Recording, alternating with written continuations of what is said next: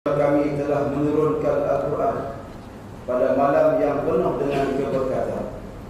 Muslimin dan muslimat jamaah rahimakumullah, di penghujung Ramadan ini,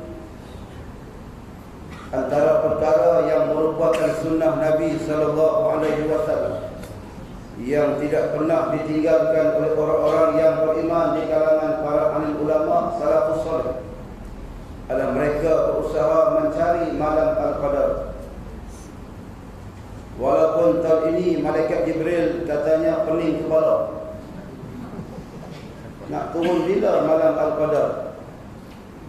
Di tempat kita puasa hari Sabtu, di Thailand puasa hari Jumaat. Malam ini malam 27, di Thailand malam 28. Yang mana betul? Wallahu a'lam. Soalnya bukan kita cari pada malam tersebut. Yang kita cari malam itu hanya ada pada bulan Ramadan. Malam Al-Qadar tidak ada pada malam kemerdekaan. Ada tak? Wallahu a'lam. Malam Al-Qadar tidak ada pada malam konsert. Dia hanya ada pada malam, pada bulan-bulan Ramadan. Dan perlulah kita mencari. Saya pesan tuan-tuan yang ada, kesempatan yang ada, sama-sama kita berniat i'tikaf dalam hati ini. Kalau saya diminta untuk baca tazkirah selama 1 jam 30 minit. Tuan-tuan nak balik ya, pintu belum kunci semua ini. Kunci pintu. Pergi balik. Muslimin jamaah rahimahullah, dalam baki beberapa hari lagi yang tinggal, adakah kita ingin menjadi orang-orang yang munafik atau fasik yang hanya menghabiskan pada malam Ramadan ini dengan perkara yang tidak ada faedah? Kerana umur kita bukan makin muda, makin tua, makin dekat dengan Allah Subhanahu wa taala. Kesempatan yang ada ini untuk kita berusaha mencari sejak malam pertama sehinggalah di malam-malam penghujung Ramadan. Dan keputusan malam Al-Qadar kita tidak miliki dan kita tidak ketahui. Cuma disebut oleh para alim ulama ada 3 tanda bagaimana mereka yang mendapat malam tersebut. Tanda malam Al-Qadar bukan nampak dengan cara pasang pelita apa lampu punjut. Panjut. Bukan cara dengan pasang lampu lilak. Bagi terang rumah, malaikat nampak. Dia ingat malaikat suruh dia kabul. Malaikat tak kabul. Dia bukan cari rumah mana yang terang. Yang dicari rumah mana yang terang dengan ibadah. Kalau rumah tu rumah yang gelap, malaikat tidak melihat lampu. Yang dilihat adalah soal ibadah kita pada malam ini, pada malam Ramadan. Dan kalaulah kita berusaha dengan cara mengikut sunnah Nabi SAW, kita mungkin telah mendapat anugerah tersebut pada malam-malam sebelum ini atau malam yang akan datang. Hanya dimiliki, dikersai, ditentukan oleh Allah Subhanahu wa taala. Yang pada malam itu turun semua malaikat termasuk Jibril alaihissalam, turun memayungi rumah-rumah yang akan diberikan salam oleh para malaikat ke rumah tersebut. Datang malaikat ke rumah kita memberi salam yang kita tak dengar. Kalau kita dengar jam 3 pagi orang beri salam, jangan buka pintu, penyamun. Dengar-dengar mana suara malaikat buka pintu, selesai kita. Barang habis tu. Salamun hiya hatta matla'il fajr. Dia sampai pada rumah kita, meraihkan kita dalam malam tersebut sehingga terbit fajar pada besok hari. Antara tanda-tanda mereka yang mempunyai kesempatan mendapat malam tersebut, yang pertama, badan mereka menggeletar. Tuan-tuan lelaki tanya, memang geletar selalu tak? Menggeletar ketika beribadah kepada Allah Subhanahu wa taala. Agak-agak kita malam 26 ke bawah tu, agak-agak bila kita geletar? Biasanya menggeletar ketika nak buka puasa. Hak tu tak pakai. Dia menggeletar waktu malam, ketika dia berada di hadapan Al-Quran, dia beribadah, dia beriktikaf, dia duduk di hadapan Allah Subhanahu wa taala. Kalau badan yang menggeletar ketika itu Itulah anugerah Allah Subhanahu wa ta'ala. Yang kedua, mereka yang mendapat ketenangan pada malam tersebut, hatinya menjadi tenang. Anugerah malam Al-Qadar, hati kita pada malam itu rasa tenang. Ketenangan ketika beribadah kepada Allah Subhanahu wa ta'ala. Ketenangan ketika berhadapan dengan Allah Subhanahu wa ta'ala. Ketenangan ketika berada di rumah Allah. Kalau kita masih lagi tidak rasa tenang duduk di masjid, kita masih jauh lagi untuk mendapat anugerah tersebut. Berapa ramai tuan-tuan kalangan kita umat Islam yang duduk di masjid tak tenang. Kira nak balik je. Mujur kita buat 8 rakaat, kalau buat 20, tinggal 8 separuh, hilang habis. Ini mereka yang sudah pasti tidak layak mendapat malam tersebut. Ini anugerah Allah Subhanahu wa ta'ala. Dan yang ketiga, tanda-tanda mereka yang mendapat anugerah malam tersebut, air matanya menitis ketika dia beribadah kepada Allah Subhanahu wa ta'ala. Tuan-tuan, bagi kita air mata nak keluar ketika ibadah cukup sudah. Cukup baik. Dan mudah-mudahan dalam suasana Ramadan yang masih berbaki ini, kita mungkin masih ada kesempatan untuk mendapat anugerah daripada Allah Subhanahu wa ta'ala. Tuan-tuan, kita kena cari, kena usaha. Berusaha dengan sendiri. Sama ada kita nak buat di masjid, di surau, atau di mana-mana tempat yang sesuai untuk kita mencari malam tersebut yang dianugerahkan oleh Allah bagi umat Nabi Muhammad sallallahu alaihi wasallam. Muslimin jamaah rahimakumullah. Perkara yang kedua, ketika kita berada di penghujung Ramadan ini, mungkin dalam hati muslimin dan muslimat sekalian, hati kita hari ini rasa berkira-kira untuk meraihkan Aidil Fitri. Cuma nasihat saya, apakah kita meraihkan Aidil Fitri ini berdasarkan sunnah Nabi sallallahu alaihi wasallam, atau kita masih lagi meraihkan Aidil Fitri berdasarkan sunnah nafsu kita yang memang tidak pernah puas selama-lamanya. Muslimin jamaah rahimakumullah, antara sunnah Nabi sallallahu alaihi wasallam untuk kita menghidupkan malam ibadah, malam Aidil Fitri adalah malam ibadah, bukan malam pesta.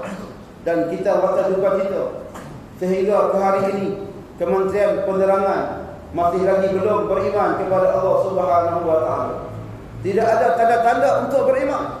Lalu mereka menyusun program-program hari pertama, hari kedua, pagi, petang, siang, malam, dengan program-program yang semakin menjauhkan kita daripada soal ibadah di sambutan Aidil Fitri. Kita buka khabar, tuan-tuan, ada TV, buka TV, tengok susunan jadual seolah-olah macam jadual ibadah bagi mereka. Jam pagi 9 pagi drama tajuk sekian-sekian, tengah hari tajuk sekian-sekian, malam, tengah malam. Lalu kita meninggalkan sunnah Nabi SAW.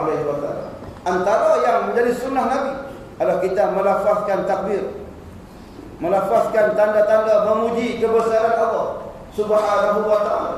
Allah kata, "Walitukabbirullaha 'ala ma hadakum." Dah kamu cukup bilangan Ramadan, hendaklah kamu bertakbir membesarkan Allah Subhanahu wa ta'ala. Walaupun seruan takbir kita akan dengar pada malam Syawal sehingga sampai sembahyang sunat Syawal itu, tetapi yang duka cita juga kita mendengar laungan-laungan takbir yang tidak memberikan semangat. Laungan takbir yang dibaca, yang dilafazkan mendayu-dayu, seolah-olah sambutan Aidil Fitri suasana yang menyedihkan. Nak ubah tuan-tuan bukan benda mudah. Kita tertanam berkurun-kurun lamanya, dah berabad-abad lamanya dengan lagu asli tersebut. Nak ubah pada lagu rock payah. Payah sungguh. Nak ubah pada lagu irama takbir yang menaikkan semangat umat Islam, yang kita dengar hari ini, masya-Allah. Allahu akbar, Allah. Ini rumah sakit yang menangis dah. Duit tak cukup nak bayar tol. Walaupun tol bagi diskaun, diskaunnya kita bukan nak diskaun, nak hapus. Dekat diskaun ramai, Fir'aun dah lama bagi diskaun. Ini kira diskaun 10%, 5%. Itu pun bagi malam, tengah malam. Hantu raya yang jalan. Dia start bila 12 tengah malam. Masya Allah. Yang kita nak ialah benda tu dihapuskan untuk menyenangkan masyarakat. Muslimin jamaah rahimahullah. Kita melihat suasana takbir yang dilafazkan di kalangan umat Islam tak rasa apa. Kenapa kita bersedih? Sedangkan hari itu hari yang kita berjaya melawan kehendak nafsu. Selama sebulan kita menentang hawa nafsu. Kadang-kadang kita menang, kadang-kadang kita kalah. Itu biasa. Sebab Ali Gusti lah, kan dia kuat mana pun, Mak Ali pun kalah juga. Ya, kita kadang-kadang nafsu kita kuat, kadang-kadang kita menang. Ya. Tapi yang agak-agak hak mana banyak Allah Alam lah. Hak menang banyak, kalah banyak. Rasa-rasa kalah banyak, menang sikit sangat. Ya. Waktu kalah banyak, waktu kita kalah. Itu lafaz takbir yang kita nak sebut, nak menandakan kesyukuran kita menentang musuh Allah Subhanahu wa ta'ala dan musuh kita. Tiba-tiba kita dengar lagu-lagu yang Melayu. Tuan-tuan nak ubah. Saya pernah ubah di kampung, saya ubah. Lepas kita takbir, cara semangat, sekok pun tak ikut. Dia bunyi pelik, dia tak usah. Sudah. Ubah lagu lama, ramai ikut. Benda yang suka. La ilaha illallah wahdah, sadaqa wa'dah, wa nasara abdah, wa adda jundahu, wa hadamal ahzaba wahdah. Pelik bunyi orang tuan. Nak cerita bahawa kita menentang Allah, menentang musuh Allah Subhanahu wa ta'ala. Jaminan Allah, wa hadamal ahzaba wahdah. Allah akan menghancurkan tentera Ahzab. Di mana? Ahzab di mana-mana. Sehingga hari kiamat tentera Ahzab akan berada di hadapan kita. Kalau kita dengan cara mendedayu dengan lagu-lagu sedih, yang amat kurang takbir kita, yang lebih banyak kita melakukan lagu-lagu raya. Oh, tengoklah sehari 2 hari dengar handphone pun lagu raya. Ada orang buat handphone.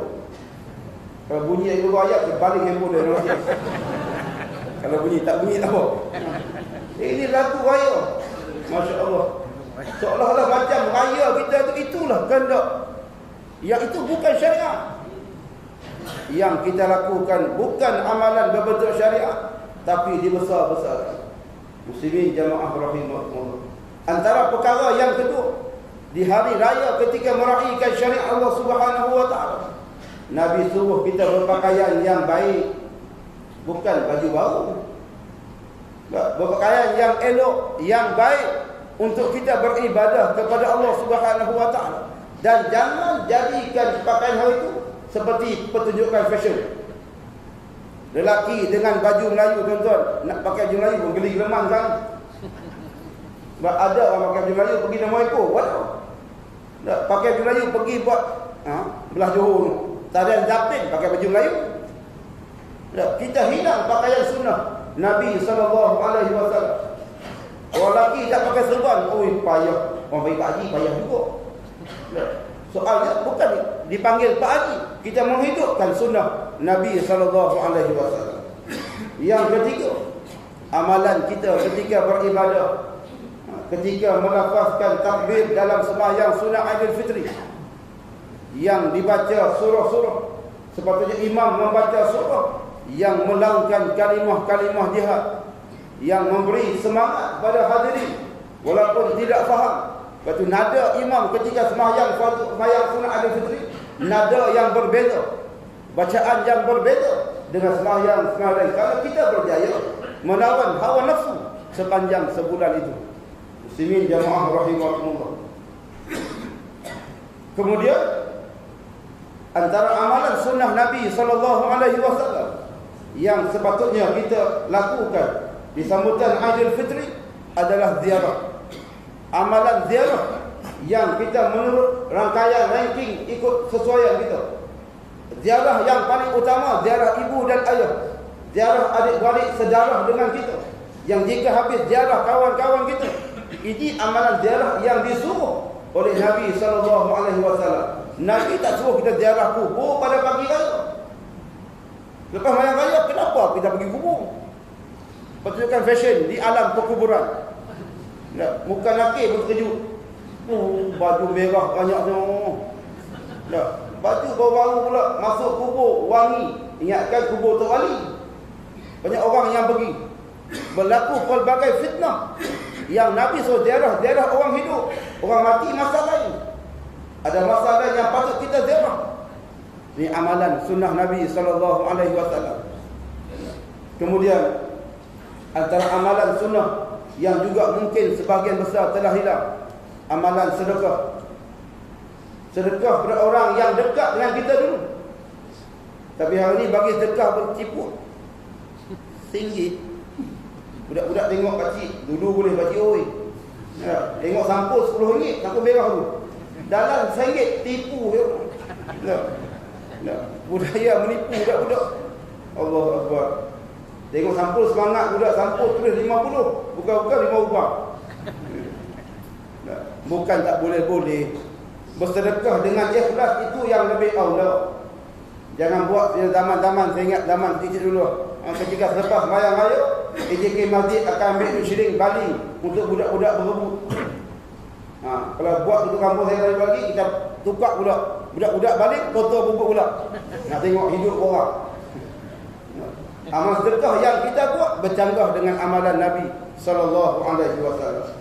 Dan kebanyakan kita, bukan semua, kebanyakan kita meraihkan Aidil Fitri membuat benda-benda yang tak disuruh oleh syariat. Seolah-olah kalau tidak ada samprit, tak ada bahulu, tak sah raya. Berapa ramai muslimah yang berjaga malam. Ingatkan qiyamul lail. Berjaga malam untuk samprit batang buruk. Apa lagi lah. Banyak sangat benda tu yang adakah tidak sah raya kita kalau tak ada benda tu? Bukan tak boleh buat. Jangan buat sampai pembadiran. Kalau ada kita melihat slogan-slogan yang ditawarkan oleh rangkaian televisyen, radio dan sebagainya, menawarkan benda-benda yang kita semakin jauh daripada Allah Subhanahu wa taala. Diminta untuk orang lelaki kena sabar. Perempuan diminta macam-macam. Bang, kita ada langsir dah lama ni. Baru setahun. Minta tukar. Bang, sofa kita pun dah lama dah. Baru 3 bulan. Nak raya kita tukar. Kasut nak baru, baju nak baru, kereta nak baru. Daya mudah ya. Awak jangan minta keras sangat, kan awak pun baru tak lagi. Kalau awak baru juga ada diam, tak ada minta. Itu wani. Nak minta kakak benda baru, cari baru sama bagi dia. Muslimin dan muslimat jamaah rahimahumullah. Antara amalan yang merupakan sunnah Nabi di malam Aidil Fitri adalah qiyamul lail. Bangun mendiri sembahyang sunat di waktu malam Aidil Fitri.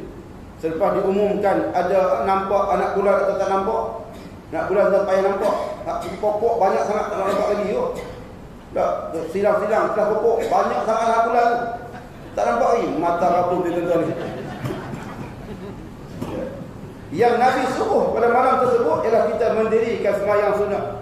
Gerakkan ahli keluarga. Kejutkan ahli keluarga bangun berqiyamul lail pada malam tersebut. Mudah-mudahan dengan cara demikian kita menghidupkan amalan atau sunnah Nabi SAW. Kita buka kisah para sahabat. Sayyidina Uthman bin Affan contohnya. Di malam Aidil Fitri, selepas dia menjadi khalifah, ketika berjawatan khalifah, dia bangun tengah malam. Dia sembahyang qiyamul lail sampai menangis. Tuan-tuan, satu benda yang begitu payah kita nak buat. Nak menangis ketika sembahyang, tuan-tuan, mudah-mudah payah, melainkan tersapu hujat kapur lah. Itu berlakon. Dia bukan lakonan. Air mata yang kedua ketika beribadah, Nabi kata adalah air mata yang boleh memadamkan api neraka.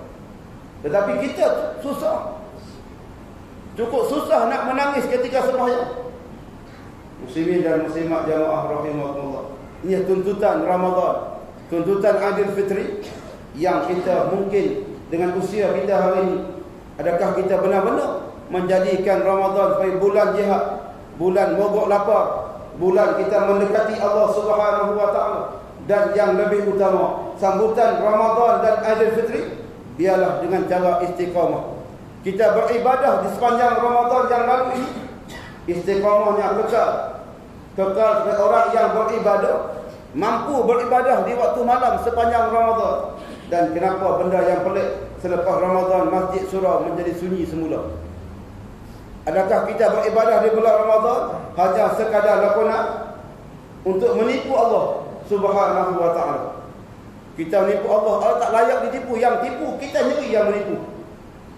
Kalau kita masih lagi ada ruang untuk meninggalkan masjid selepas Ramadan, maknanya Ramadan kali ini atau Ramadan yang lepas-lepas, hanya sekadar kita buat berdasarkan hukum fiqh, tidak berdasarkan hukum antara kita, tasawuf antara kita dengan Allah Subhanahu wa taala. Muslimin jamaah rahimakumullah. Kesempatan yang ada ini, tuan-tuan nak baliklah. Nah, saya akan suruh. Kesian juga tunggu kau nak habis, nak balik sambung. Nabi lepas tarawih 8 rakaat di masjid, Nabi balik sambung kat rumah. Sambung sembahyang, tuan-tuan bersambung juga. No kedai tepi tu. Tak hospital, kedai banyak tunggu nak sambung. Nak sambung tawyam, nak sambung kuih, nak sambung banyak sambung ni. Buat adunan tadi. Mancur lah. Tak mancur ni. Kok tinggal kembang buang masuk kuih. Muslimin jamaah rahimakumullah. Di malam yang ringkas ini, saya mengambil satu perkataan, satu kata-kata daripada Sayyidina Uthman bin Affan yang pernah menyebut kepada kita tentang kelakuan umat Islam. Sama ada mereka berada di bulan Ramadan atau mereka berada di bulan-bulan lain, ada perkara yang sia-sia yang telah dilakukan oleh umat Islam. Asya asyratun alimun la yas'alu an wa ilmun la ya'malu bih wa ra'yu sawabun la yaqbil wa silahun la yasta'mal wa masjidun la yusalli fih wa mushafun la yaqra'u fih wa malun la yanfaqu min wa khairun la yarkabu 'ilmun zuh fi badni man yuridu dunya wa umru tawilun la yutazawwaj fihi li safarih. Kata Sayyidina Uthman Affan, dalam masa kita memperingatkan diri kita, ada 10 perkara yang merupakan perkara sia-sia yang dilakukan oleh umat Islam sama ada di bulan ini atau bulan-bulan yang lain. Antara pertama, kata Sayyidina Uthman bin Affan, perkara yang sia-sia, orang alim tidak dapat jadikan tempat untuk menyelesaikan masalah. Ulama tidak ada. Ulama tidak diguna pakai dalam pentadbiran yang kecil atau yang besar. Ulama dia keluar muka depan mengundi DAP adalah haram. Abdullah bin Ubay Kelantan. Betul? Abdullah bin Sa'amah tukar nama senang. Keluar surat khabar muka depan mengisytiharkan kafir harbi. Kalau kita mendengar ucapan itu, wajib kita berperang hari ini. Kafir harbi, kafir yang memerangi umat Islam, kalau kita diam ya. Inilah kualiti umat Islam yang mengambil ulama hanya pada waktu tertentu. Pada waktu mana? Waktu ada kematian, ada perkahwinan, ada doa selamat. Ulama tidak jadikan tempat sumber rujukan. Wal'ayyadzubillah min dzalik. Tuan-tuan, saya melihat dalam pengalaman inilah, kalau keadaan kita beginilah umat Islam yang meninggalkan para alim ulama dalam soal yang kecil sampai ke besar, apakah kita mampu nak mendapat rahmah, keampunan, pembebasan daripada api neraka yang ditentukan oleh Allah Subhanahu wa taala? Contoh saya sendiri mengalami pengalaman dalam bulan Ramadan ini, keadaan yang melihat kita rasa kita kuat di tempat kita. Kita pergi tempat umat Islam yang terdekat, saya lah orang yang paling pengecut, yang paling penakut ketika berhadapan dengan soal kematian.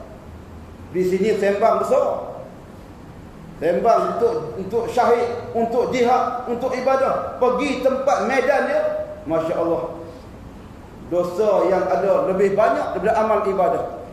Ketika berhadapan melihat dengan mata kasar sendiri kepada umat Islam dalam siaran video yang kami tak boleh bawa balik, sekadar melihat umat Islam di Rohingya yang diikat, ditambak 70 orang, diletakkan di tepi jalan dan digilis dengan kereta kebal.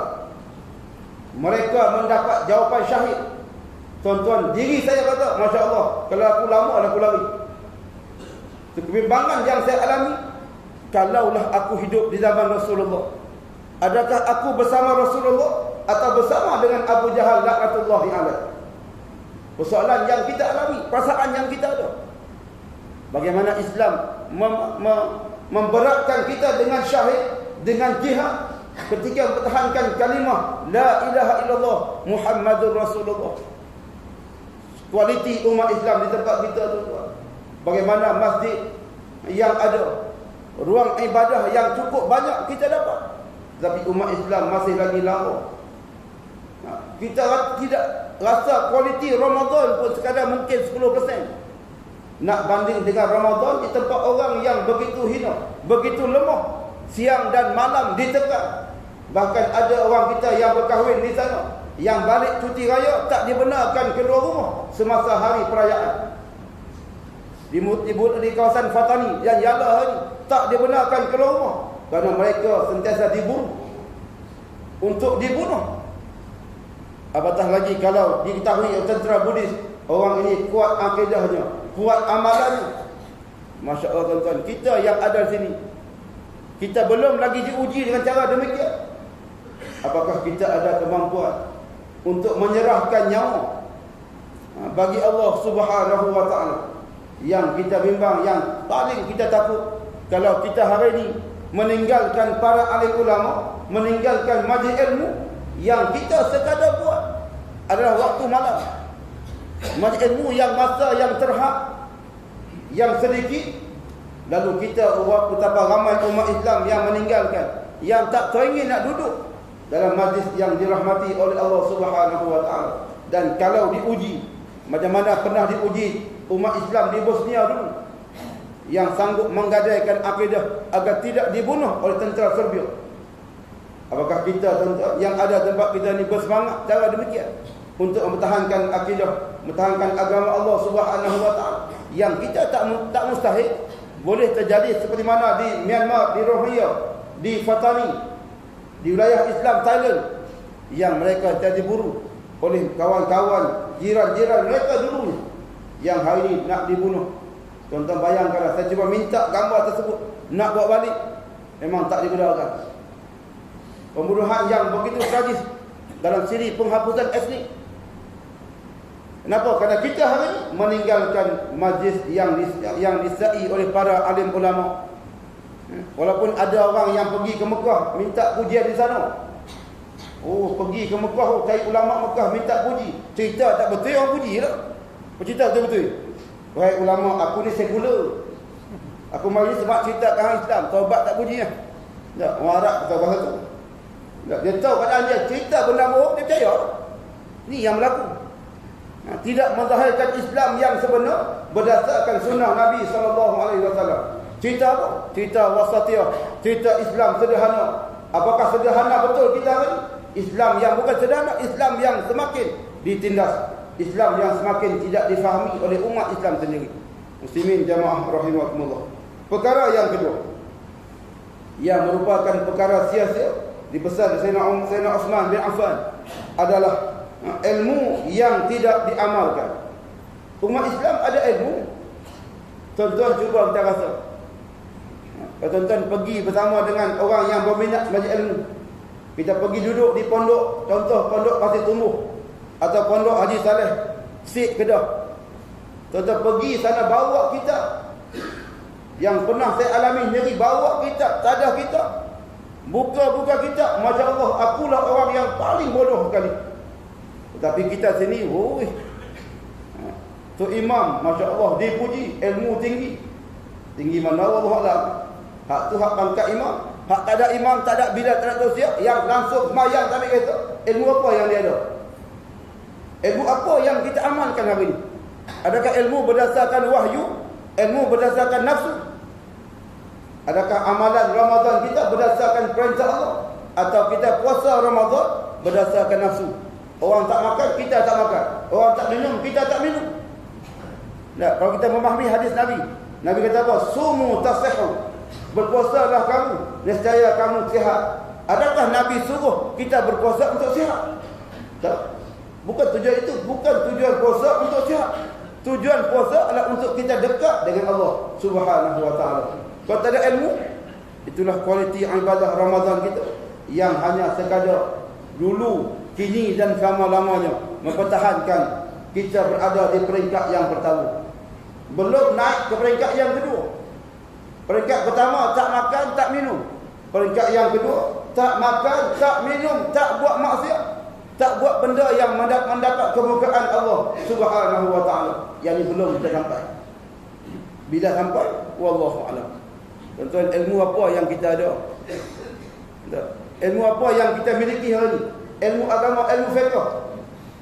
Ilmu fiqh pun orang tak faham. Contoh bab sembahyang cukuplah. Bab niat. Ada qasad, ta'rab, ta'yin. Kenapa kita kata usolli? Usolli bahasa Arab. Qasad dia, ta'yin dia apa dia? Niat kita apa dia? Kenapa kita kata usolli dan masyarakat Nabi kita kata saja aku sembahyang? Ni ilmu yang kita ada, ilmu yang cukup terbatas. Bab tu pun tak faham lagi. Bab niat sembahyang pun tak selesai. Orang yang banyak lagi tak kira bab tak selesai. Bab rakaat tarawih ingat tak selesai. Sampai kiamat tak selesai. 8.20 di Taman Samudra Manjung. Buat tazkirah. Ingatkan buat 8, buat 20. Sebelum tarawih dia buat tazkirah. Seorang 45 minit. Ingatkan lepas tu 8 kita menegur. 120. Tunggu juga. Hati aku ingat panjang tazkirah, mayang pendek. Mayang serupa juga. Tapi yang sedihnya lepas 8 tinggal suku. Balik habis. Ini kualiti ibadah kita. Balik ke rumah, adakah kita mengambil sunnah Nabi yang balik tu? Dan kita rasa baik sangka. Kemungkinan yang balik tu balik sambung witir 11 rakaat di rumah. Tak sambung di rumah baca Quran, menadah kitab sampai waktu imsak. Kalau begitu caranya, itulah amalan sunnah Nabi SAW. Tuan-tuan, ilmu yang cukup terhad, yang kata Nabi, ilmu kita celup dalam laut, yang lekat kat jari titik, itulah ilmu yang kita ada. Tapi kenapa kita rasa takabur, rasa riak ketika berhadapan dengan Allah Subhanahu wa taala? Yang ketiga, perkara yang sia-sia, kata Sayyidina Uthman bin Affan, di kalangan umat Islam, pendapat yang benar tetapi tidak diterima oleh masyarakat. Benda yang betul, benda yang baik ditolak. Tengok isu yang terkini, bagaimana isu artis berhijrah dari zaman kuno mereka pada benda baik, berlaku dengar suara-suara sumbang, tuduhan-tuduhan yang agak melampau. Sedangkan puak tu nak berubah, nak jadi orang yang baik. Macam kita suka perli orang, dia macam nampak, tak nampak ke serban pula, bang tabiat engkau ni. Perli jiran-jiran. Wal'ayyadzubillah min dzalik. Tu syaitan tak ada bulan puasa, orang Melayu lagi teruk syaitan. Ambil alih terus. Berlaku penghinaan pada mereka yang berjanji untuk berubah. Berapa ramai antara kita umat Islam yang tak mendengar perkara yang benar, tak memikirkan perkara yang baik, datang daripada lidah Allah, datang daripada lidah Nabi SAW, datang daripada kata-kata alim ulama, tapi ditolak, dihina. Bahkan yang didengar tadi, yang dengar suara perkasa, suara NGO Jati, baru nama tu lah, supaya Jati lah ini. Itu suasana masyarakat yang tak boleh, yang tidak menerima kebenaran. Sedangkan dia berpuasa. Berpuasa perintah Allah, tutup aurat juga perintah Allah. Kenapa ada double standard? Memilih yang sesuai dengan kita buat, tak sesuai kita tinggal. Muslimin jamaah rahimakumullah. Yang keempat, perkara yang sia-sia yang berlaku di kalangan umat Islam, senjata yang tidak diguna pakai. Senjata milik umat Islam yang begitu canggih tapi tak guna. Senjata zahir atau batin. Senjata zahir, senjata dalam medan perang. Negara umat Islam layak mereka mempunyai segala kemudahan yang diberikan oleh Allah Subhanahu wa taala. Jika hari ini senjata yang paling ampuh ialah telaga minyak. Telaga minyak adalah hak milik umat Islam. Tetapi yang menguasai telaga minyak bukan lagi umat Islam. Tuan-tuan kalau pergi ke Mekah umpamanya, dalam siri majlis ilmu yang tidak ada di dalam sekitar muslimah atau lelaki Mekah yang nak mengaji ilmu, tak ada. Sehingga saya diminta oleh saudara saya untuk tinggal di sana selama 3 bulan untuk mengajar fardu ain. Yang kita buat khabar ni orang Mekah semuanya alim belaka. Rupanya tidak. Ketika buka tudung pakaian muslimah, tuan-tuan, rambut tak ramai yang warna hitam. Rambut warna-warni. Macam lagu raya juga. Kenapa? Kerana mereka meninggalkan ilmu Allah Subhanahu wa taala. Senjata kekuatan umat Islam, minyak yang hari ini dikuasai oleh negara barat. Senjata api yang patutnya hak milik Islam, nuklear hak milik Islam, tapi takut dengan barat ditinggalkan. Negara barat mengambil hak Islam, jadikan tentera senjata mereka. Dan senjata yang paling ampuh bagi umat Islam, senjata yang dekat dalam hatinya, senjata zikir. Bagaimana kekuatan zikir kita? Kekuatan selawat kita kepada Nabi sallallahu alaihi wasallam. Adakah zikir kita, adakah takbir kita, adakah tasbih kita, tahmid kita didengari oleh musuh, mereka gerun? Tak rasa apa. Umat Islam dah semakin jauh daripada senjata yang kita miliki sendiri. Yang lu asal senjata tak pakai. Senjata Tunggal Ali, Khatib Zimah tu tak jaga semua. Hak tu tak tahu jaga pun, dia jaga elok dah. Yang senjata hak milik Allah Ta'ala bagi kepada kita. Tuan-tuan, berapa ramai kita boleh berzikir? Berzikir kalimah la ilaha illallah. Berapa ribu yang boleh kita zikir? Cuba try tengok malam tahlil. Tu imam zikir la ilaha illallah, terlajak tasbih orang sebelah jelingnya. Imam ni berapa orang lajak dah. Biasa 100. Bayangkan ketika zaman Abdul Qadir Jalani, ketika melafazkan zikirnya, waktu zikirnya tentang tengah malam, selepas sembahyang Isya berjemaah, dia kuliah maghrib. Al-Qadir Jalani selepas maghrib dia bagi kuliah pada anak murid dia. Tidak pernah kurang masa kuliah 3 jam. Habis 3 jam sembahyang Isya, lepas Isya berzikir sampai dekat waktu subuh. Tengah jam atau sejam subuh dia tidur kejap, bangun subuh pula. Tuan-tuan, kalau kita buat begitu tuan-tuan, ada sesat ni. Masjid lama ada juga buat sesat ni. Sebab zikir lama. Hak konsert lama tak sesat. Hak menari lama-lama, joget lama. Hari ni, saya tengok soal apa tu? Ada satu fashion, tarian. Tak ada nampak tu. Tak ada nampak? Macam selamat pagi tu. Dia buat tarian yang dihadiri oleh pimpinan negara. Kata apa? Ini satu budaya yang menyihatkan. Benda yang diharamkan syariat seolah-olah dihalalkan. Pasal apa? Pasal tidak memiliki, tidak menguasai senjata yang diberikan oleh Allah Subhanahu wa taala. Senjata ilmu dah hilang, zikir dah hilang, dekat dengan Allah pun semakin hilang. Dan yang kelima, masjid tidak lagi digunakan untuk beribadah. Perkara yang sia-sia, masjid dibina mahal-mahal, 2 juta, 3-4 juta. Maghrib 3-4 orang. Subuh lagi tak ada orang. Masjid Matan Raja tuan, pergi subuh tengok. Bulan puasa ramai sikit, pergi Matan Raya lagi. 6 suku belum azan lagi. Belum azan subuh, 6 suku. Kenapa? Kerana masjid yang dibina bukan untuk mendekatkan diri kepada Allah Subhanahu wa taala, tapi hanya dibina untuk bagi ada ajalah. Bagi ada, kan orang kata pula negara Islam tak ada masjid. Allahu Akbar. Muslimin jamaah rahimakumullah. Masjid yang kita ada hari ini, walaupun nama masjid lama, yang penting ialah kualiti ibadah, kuantiti masyarakat Islam yang nak memenuhi ruang masjid agar tidak menjadi masjid yang mendapat laknat daripada Allah Subhanahu wa taala.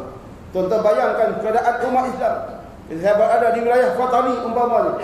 Di bulan Ramadan, kita singgah sembahyang Zuhur seperti sembahyang Jumaat kita. Zuhur mereka seperti Jumaat. Kenapa? Kerana mereka tertekan. Mereka ditekan oleh musuh. Kekuatan mereka ada untuk dekat dengan Allah Subhanahu wa taala. Walaupun hari itu diminta jadi imam. Ustaz ulama itu minta saya jadi imam sembahyang Zuhur. Tuan-tuan minta orang Melayu, jadi penakut. Masuk dalam kebuk ni, kebuk macam ni lah. Lebih kurang ni, bekas-bekas peluru saja. Tuan-tuan jenis penakut yang saya angkat takbir Allahu Akbar, mati hidup. Itu saya baca apa? Fatihah baca juga. Habis sembahyang, duduk belakang doa tembak. Takut tentera tai tembak. Tembak tak balik aku. Ya, syahid sana, kalau syahid alhamdulillah. Takut tak syahid dia. Niat tak betul. Ya. Muslimin jamaah rahimahullah. Inilah kualiti masjid yang kita ada, yang kita umat Islam miliki. Bahkan yang ada, lo kacau AJK masjid. Oh, kita akan tukar AJK masjid. Ini AJK Pembangkang. Taman mewah AJK Pembangkang. Expo AJK Pembangkang. Patut tukar. Buat ni sibuk dengan masjid. Nak tukar habis. Dia buat surat, buat lantikan sendiri. Ambil pula AJK baru yang tak pernah pijak masjid. peristiwa akhir zaman yang berlaku kepada kita. Pasal apa nak masjid? Sebab tengok kata tu seminggu 1,000, 4 minggu 4,000. Takkan masjid ni. Kerja pejabat yang banyak tu. Kutipan seminggu 1,000, 4 minggu 4,000, duit banyak. Orang yang ada kepentingan cuba merebut jawatan tersebut dengan menggunakan kuasa yang mereka bagi merampas rumah Allah Subhanahu wa taala. Saya yakin dan percaya kalau puak itu pegang masjid, insya-Allah masjid akan dibisukan. Masjid akan disunyikan dalam program-program untuk kita mendekatkan kita dengan Allah Subhanahu wa taala. Muslimin jamaah rahimakumullah. Ada lagi 5 perkara. Saya semangat tu berhenti kat tu dulu. Sambung selepas Ramadan. Kalau ada masalah, ada kesempatan, mudah-mudahan dan kesempatan Ramadan ini menaikkan semangat kita untuk menambahkan keyakinan, menambahkan kualiti ibadah kita kepada Allah Subhanahu wa taala. Di bulan Ramadan boleh sembahyang banyak. Kenapa di luar Ramadan tak boleh sembahyang sikit? Kalau kita boleh sembahyang banyak sepanjang Ramadan, sembahyang sikit selepas Ramadan, yang kita nak faham kalimat istiqamah, dekatkan hati kita wa qalbuhu mu'allakun fil masajid. Kata Nabi, golongan lelaki yang hatinya tergantung di masjid, rasa keluh kesah kalau tak dapat pergi jemaah di masjid, itulah hati atau manusia yang layak mendapat perlindungan daripada Allah Subhanahu wa taala. Mudah-mudahan ibadah Ramadan tuan-tuan kali ini Ramadan yang ada kualiti, dan sambutan Aidilfitri kelak kita berdasarkan sunnah Nabi sallallahu alaihi wasallam. Saya minta maaf kalau sepanjang bulan-bulan yang lalu ada kesilapan, ada kesalahan dalam tutur bicara. Dalam bercakap ni kadang-kadang dia lidah tak tapih. Tak ada tapih pun. Dia lepas cakap tu saya minta maaf, dan mudah-mudahan tuan-tuan jangan harapkan kemaafan tuan-tuan agar tidak bersambungan dosa dan pahala kita. Dosa kita sampai ke padang mahsyar. Cukuplah sekadar ini, dan kita jangan jadikan budaya bermaafan ni hanya semasa hari raya. Jadikanlah amalan ini, amalan yang baik ini berterusan sampai bila-bila. Mudah-mudahan kita mendapat rahmat dan keberkatan daripada Allah Subhanahu wa taala. Yang baik daripada Allah Subhanahu wa taala, yang tak baik daripada kerajaan BN sajalah. Wallahu a'lam. Qul hadza wa astaghfirullahaladzim li wa lakum. Assalamualaikum warahmatullahi wabarakatuh. Takbir. Allahu akbar. Bismillahirrahmanirrahim. Alhamdulillahirabbil alamin. Wassalatu wassalamu ala rasulihil karim wa ala alihi wa sahbihi ajma'in. Rabbana iftah bainana wa bain qaumina bil haqq wa anta khairul fatihin. Wa sallallahu ala sayyidina Muhammad wa ala alihi wa sahbihi ajma'in. Walhamdulillahi rabbil alamin. Taqabbalallahu minna minkum taqabbal ya karim.